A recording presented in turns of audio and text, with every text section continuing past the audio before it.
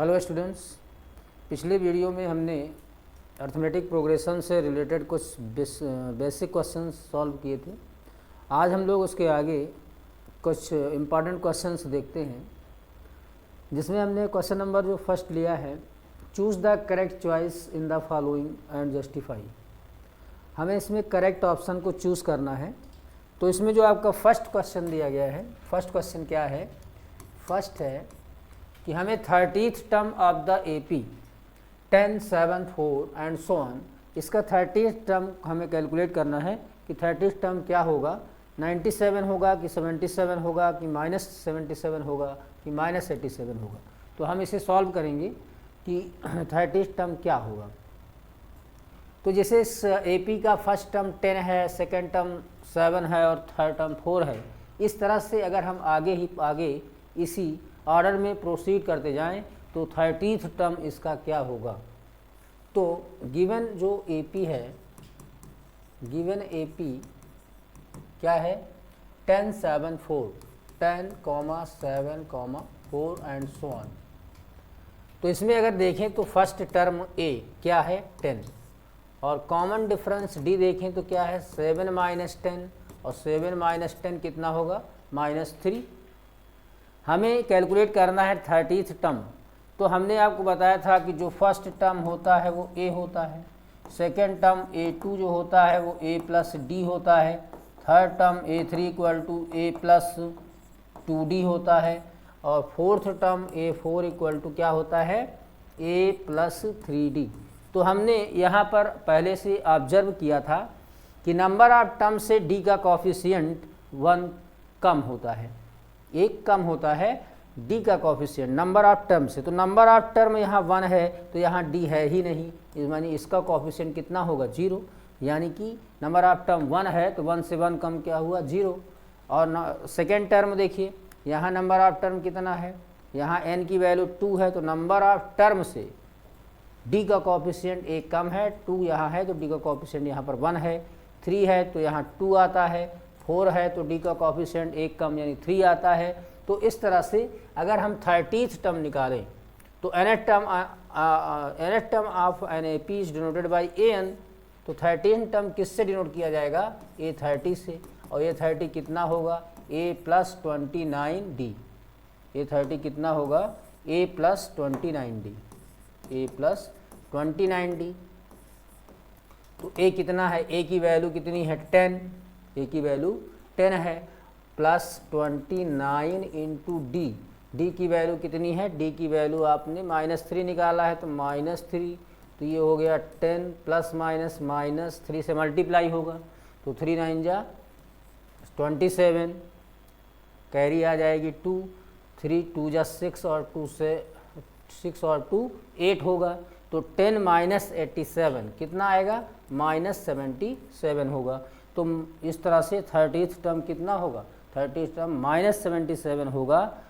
तो आपका option number C correct हो जाएगा, ऑप्शन नंबर C इसका करेक्ट हो जाएगा। अब नेक्स्ट क्वेश्चन देखते हैं। नेक्स्ट क्वेश्चन हमारा क्या है, नेक्स्ट जो क्वेश्चन है हमारा, उसमें जो AP दिया हुआ है उसमें 11th टर्म पूछा जा रहा है कि इसका 11th टर्म कितना होगा।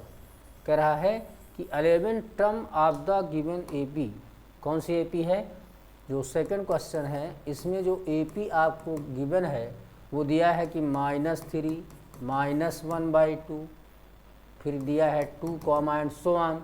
तो ऐसे ही अगर कह रहा है कि AP का फर्स्ट टर्म -3 हो, सेकेंड टर्म -1/2 हो, थर्ड टर्म 2 हो, तो इसका 11th टर्म फाइंड करना है।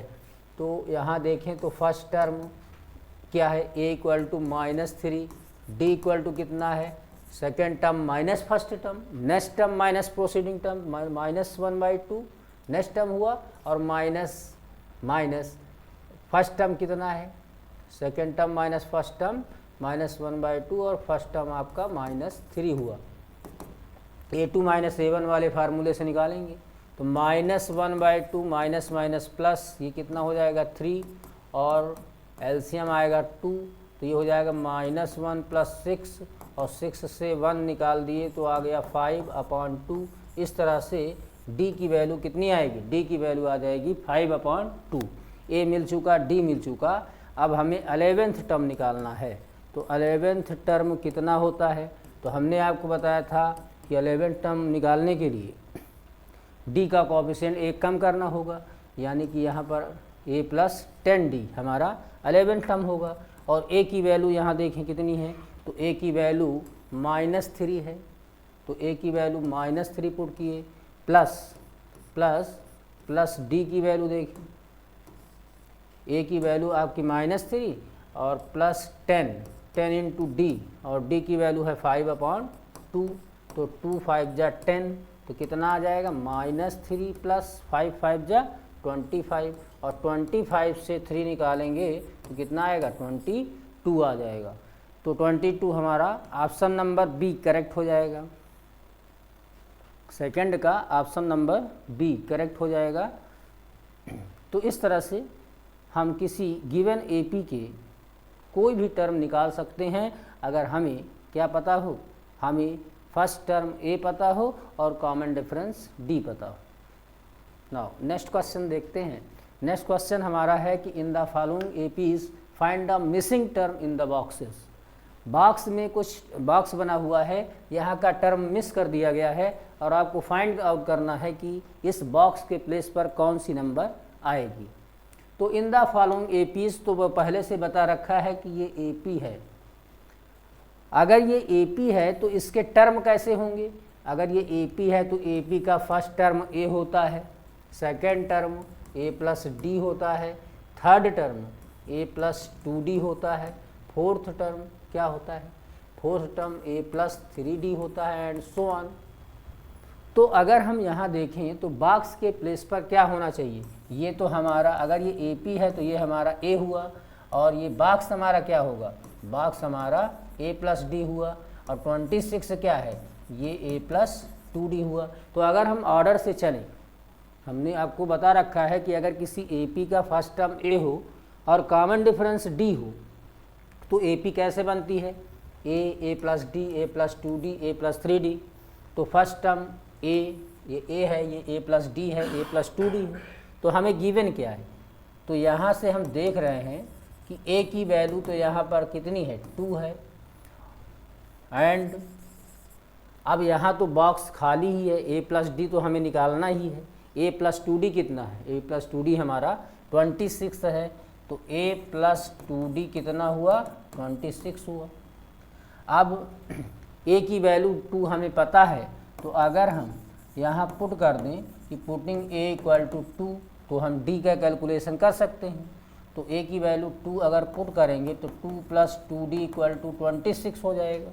यहाँ से d निकालें तो 2d कितना हो जाएगा, 2d हो जाएगा 26 - 2 हो जाएगा, और 26 - 2 कितना होगा, 24। तो 2d = 24, तो d = कितना हो जाएगा, 24/2, 2 1 जा 2, 2 2 जा 4, यानी d की वैल्यू कितनी हो जाएगी, d की वैल्यू 12 हो जाएगी।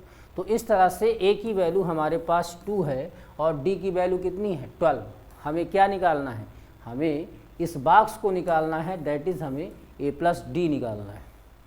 तो a + d हमको निकालना है, यही हमारा बॉक्स है। तो बॉक्स की जो वैल्यू होगी वो a + d से निकलेगी, और a कितना है 2 और d कितना आया है 12, तो 12 + 2 कितना होगा, 14 हो जाएगा। तो इसका मतलब है कि यहाँ पर बॉक्स में क्या भरा जाएगा, 14।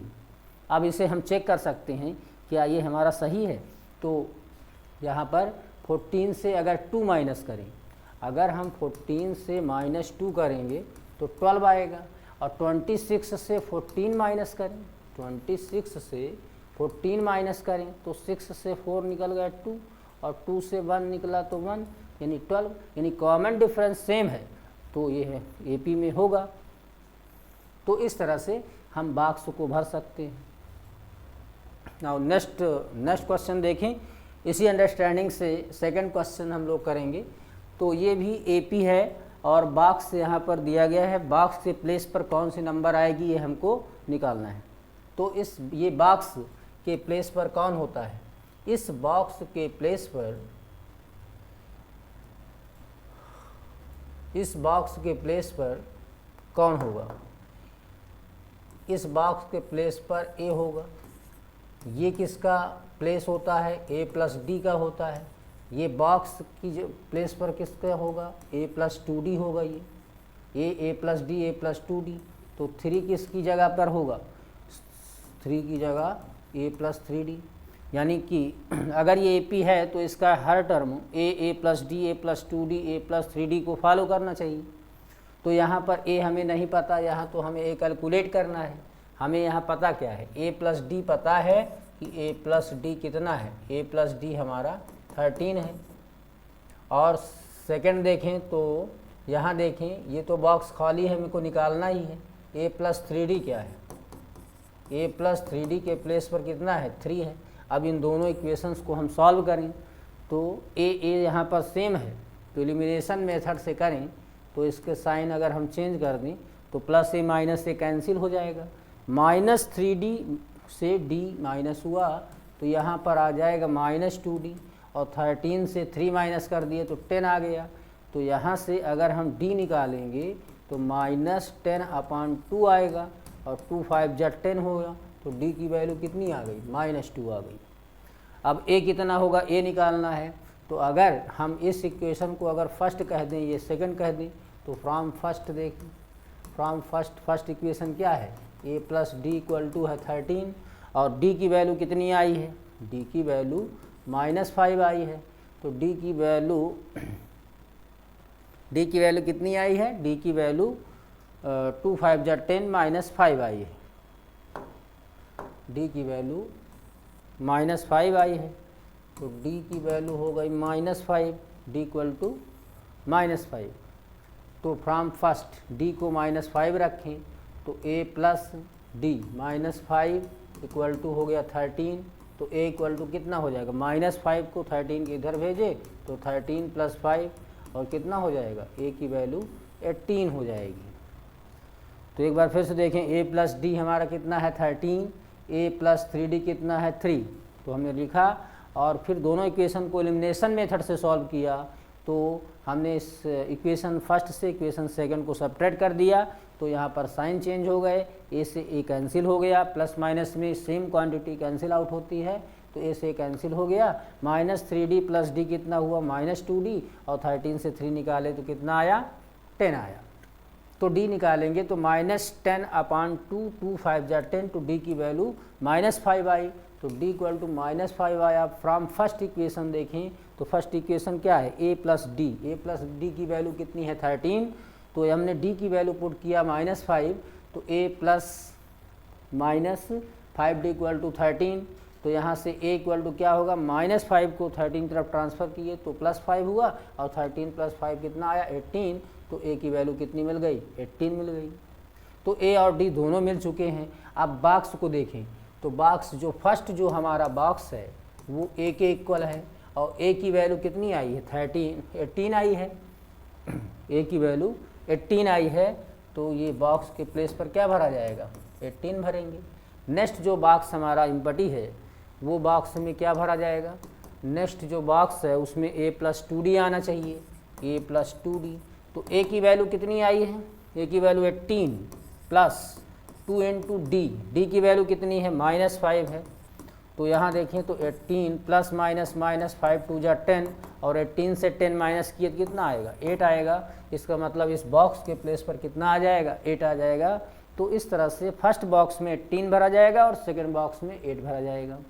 अब अगर हम यहाँ देखें तो क्या जो ये पूरा फिल होकर आया क्या AP में है या नहीं है?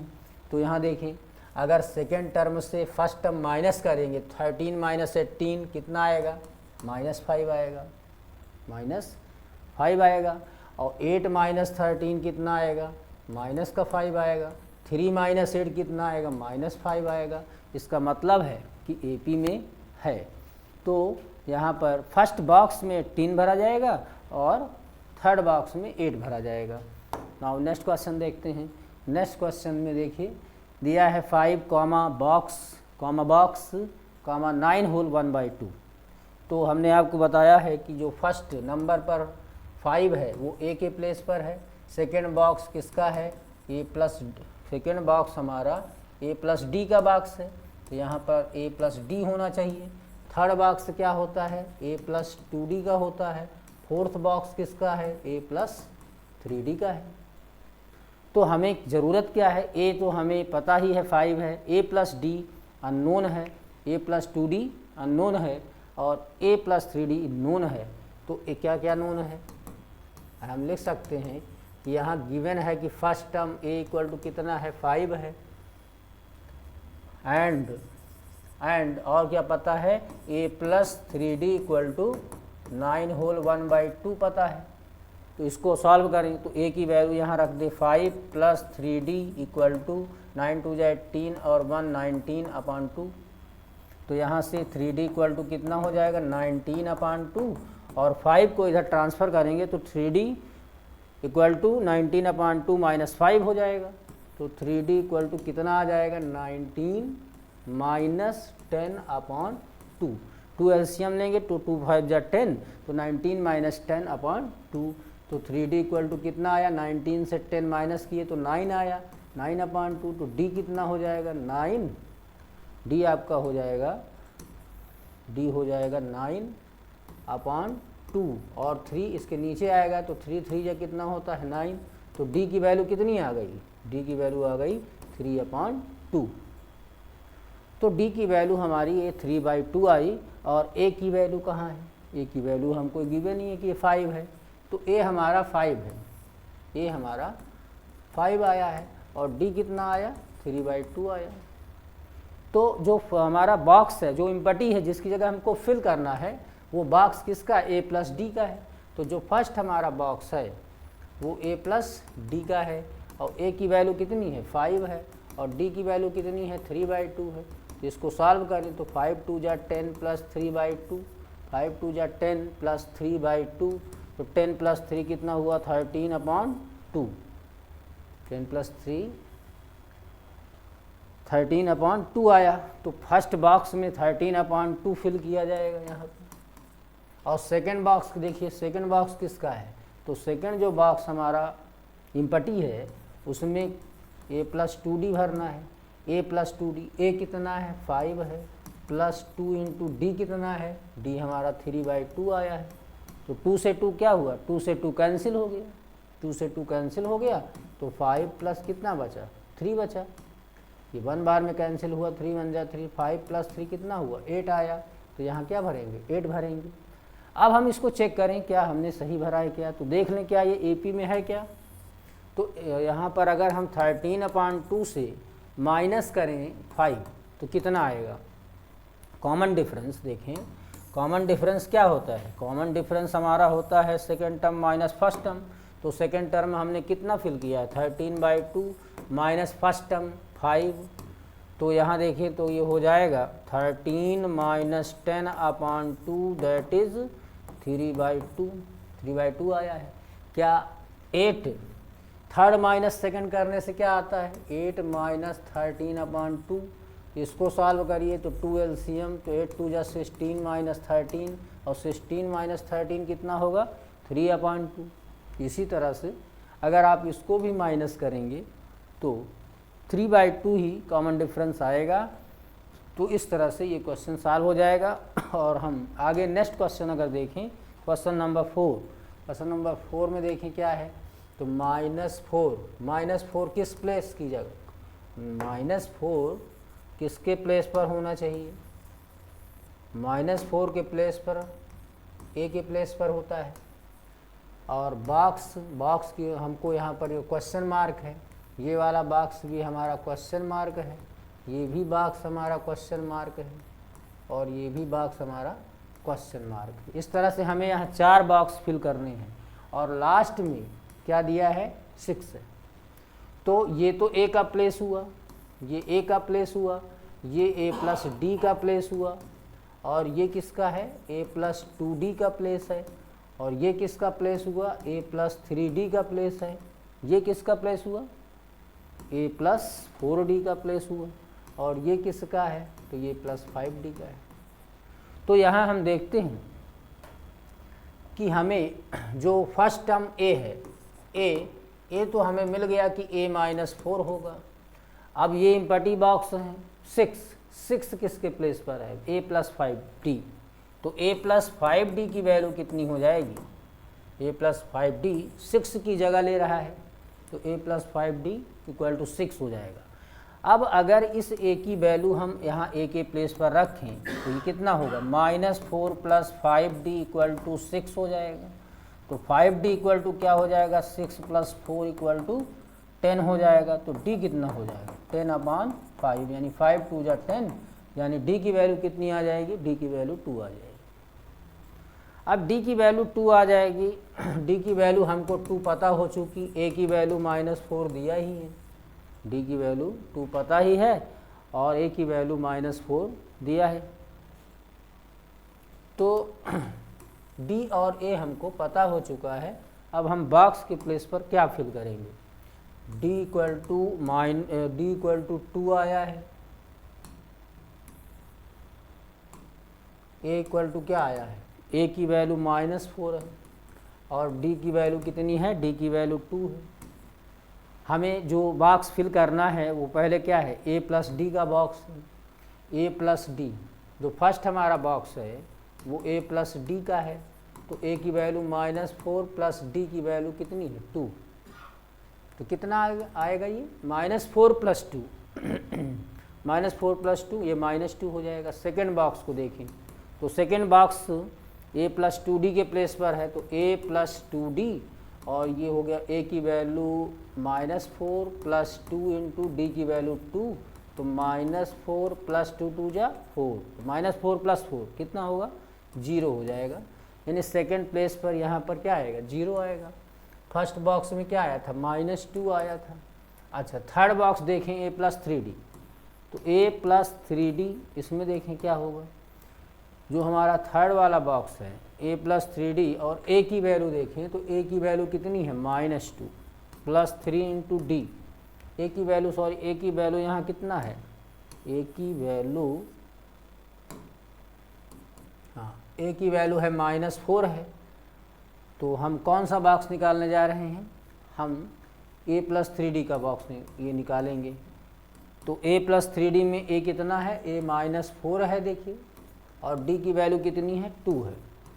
तो 3 इंटू 2 तो कितना हो जाएगा, -4 प्लस 3 2 जा कितना होता है 6, और 6 माइनस 4 कितना आएगा, 2 आ जाएगा।